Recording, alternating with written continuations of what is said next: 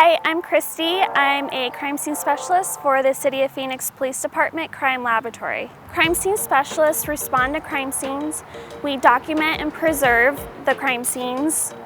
We take photographs, we collect evidence, we conduct field testing, we bring the evidence back to the laboratory for future analysis, and we respond to court for testimony on the processes and evidence that we collected at the crime scene.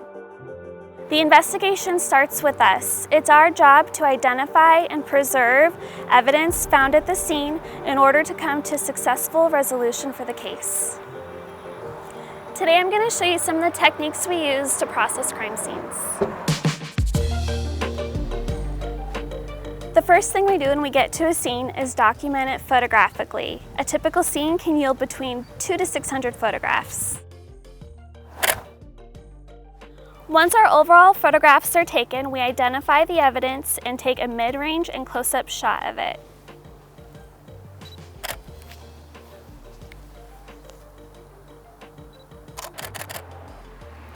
After we've documented and photographed the crime scene, we begin with our processing. One of the most common processes we do is searching for latent fingerprints. We use a mask in order to prevent cross-contamination. We have a brush, black powder, our lifting tape, and our lifting cards. We apply the powder to our brush and go over the surfaces that we believe were touched. Processing the front door is a common practice of ours as it's a possible point of entry for our alleged suspect. Next, we're going to use our flashlight in order to search to see if we were able to obtain any fingerprints. We can see a fingerprint here on the door handle. The next step is placing a piece of tape over the possible fingerprint. After we've placed the tape on the fingerprint, we use a fingerprint card and place the tape like so. Here you can see the fingerprint. After we've taken our overall photographs, we begin an initial crime scene search. We place a yellow numbered placard oriented north next to the items. These items are now associated with this yellow numbered placard and can be later referenced in trial.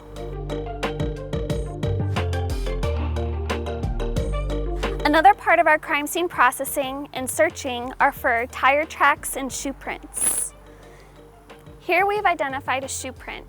We can place a yellow letter next to the item indicating this is an item of interest but is something we cannot physically take back to the lab with us. Once we've placed the item of interest letter next to the shoe print, we set the camera over the shoe print.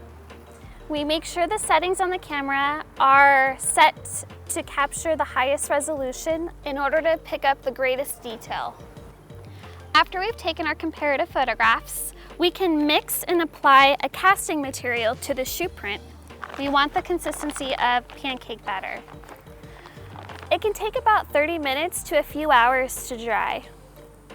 Once it's dry, it'll look something like this. We now can impound this at the laboratory, a part of the items of evidence. I hope you enjoyed this brief demonstration on crime scene analysis. I hope you can see the significant role forensic science plays in the investigative process.